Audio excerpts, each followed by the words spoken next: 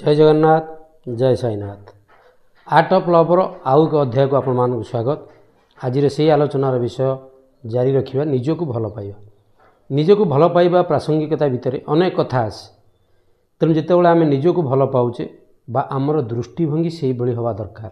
जो दृष्टिभंगी शब्दर अर्थ होउची आमे कौ दृष्टि रे अन्यर कार्यकलाप अन्यर कथबार्ता को आमे आम ठे प्रतिफलित करुचे, अर्थात कहवाई गले अन्य को समालोचना करुचे।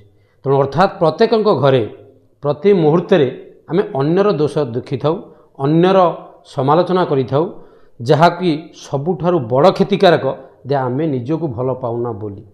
छोटिया उदाहरण टे नवा, विवादीय प्रसंग को जीवानी। बर्तमान जमी राजनैतिक दल, जेकोसी राजनैतिक दल सरकार को आसिले संविधान अनुसार आम मानकर टैक्स पैसा विभिन्न कार्यक्रम करती। से हॉस्पिटल हो, शिक्षा केंद्र हो बा रास्ता घाट हो, किंतु से पैसा आम मानकर कर पैसा हुए एक कथा आम भूली जातु।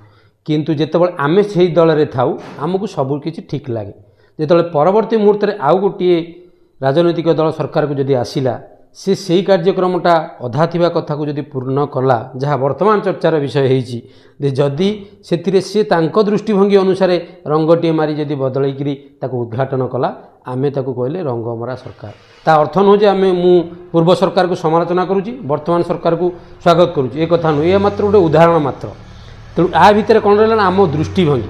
आम जो दृष्टिभंगी की परिवर्तन करदेबा ताहले सेतेबेले राजनैतिक दल नुहे, आम निज घर भितर निज परिवार भितर निज निज भितर दृष्टिभंगी को बदलईदेले सब बेले आम निजक भल पाइबा सृष्टि करवा।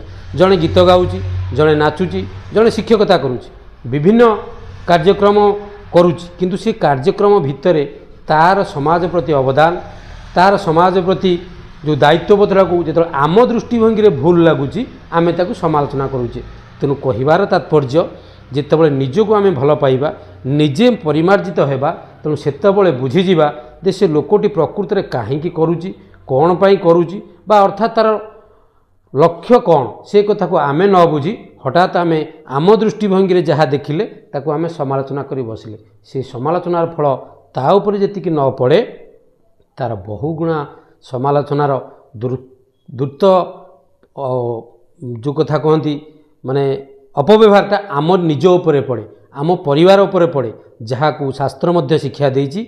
घुषुरी पर विष्टा को खाई सफा कला भली आम पर समालोचना कला बेले परर दुर्गुण को आनी निज उपरे निज परिवार उपरे आम पकई थाउ।